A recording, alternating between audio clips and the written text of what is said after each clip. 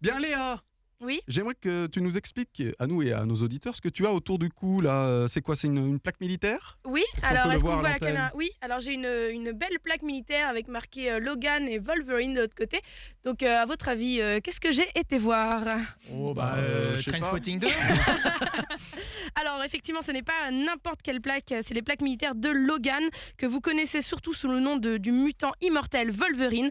Alors tout d'abord, quelques chiffres. Logan, c'est le dernier volet de la trilogie centrée sur le personnage de Wolverine, mais c'est aussi le 10e film X-Men au cinéma, si on compte Deadpool évidemment, et c'est 17 ans de cinéma, 60 ans d'histoire narrative, et pourtant Logan, le film Logan ne se situe nulle part, et en même temps partout dans cette timeline. C'est un véritable paradigme. Le plus important, le chiffre le plus important, c'est que c'est la 9e et malheureusement dernière fois que ce jeune inconnu australien Hugh Jackman porte les griffes en adamantium du mutant le plus sexy et le plus sauvage de l'univers Marvel.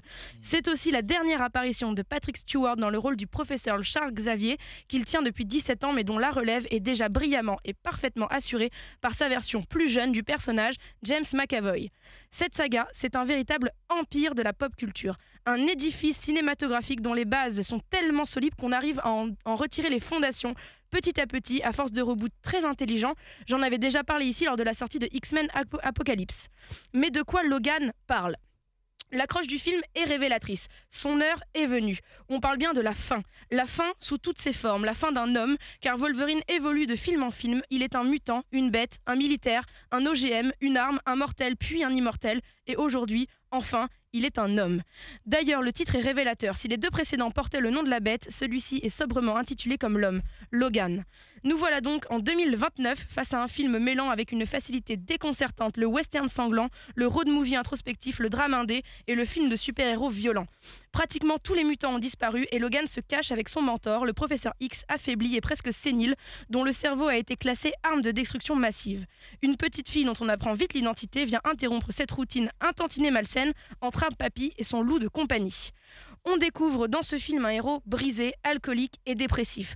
Non pas que Wolverine ait un jour respiré la joie de vivre, mais enfin tout de même. Il s'efforce d'accompagner le professeur nonagénaire à bout de force vers ce qui semble être une fin de vie misérable et triste. C'est presque un film indépendant, une sorte de drame familial finalement. Le réalisateur James Mangold jongle habilement entre le film d'auteur intimiste et les grandes scènes d'action violentes et viscérales. Complètement maître de sa mise en scène presque virtuose, il manipule le rythme afin de nous imposer une lenteur audacieuse, mais sans nous laisser respirer un seul instant. Il manie le symbolisme et la psychologie de ses personnages avec panache. On est fasciné par ce Logan prisonnier d'un syndrome de Peter Pan.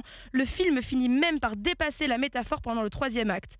Seul bémol, le combat le plus important de Wolverine, celui contre lui-même, son combat intérieur, souffre d'une représentation malheureusement grossière. C'est presque de la vulgarisation de Dr. Jekyll and Mr. Hyde.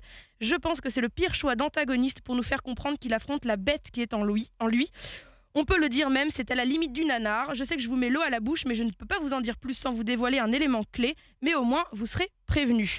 Mis à part ce petit couac qui ressemble plus à une facilité scénaristique qu'à une lacune de mise en scène, on participe à une véritable épopée sur une route qui nous mène à une sorte de paix intérieure pour nos 3 personnages, au sens premier comme au sens figuré.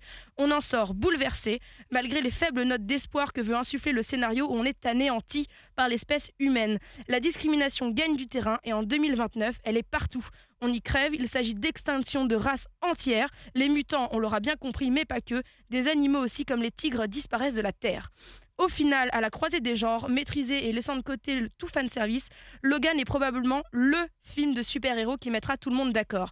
C'est finalement par son côté humain que le personnage de Wolverine brillera au cinéma, ce qui le rendra paradoxalement, mais définitivement, immortel. Bravo!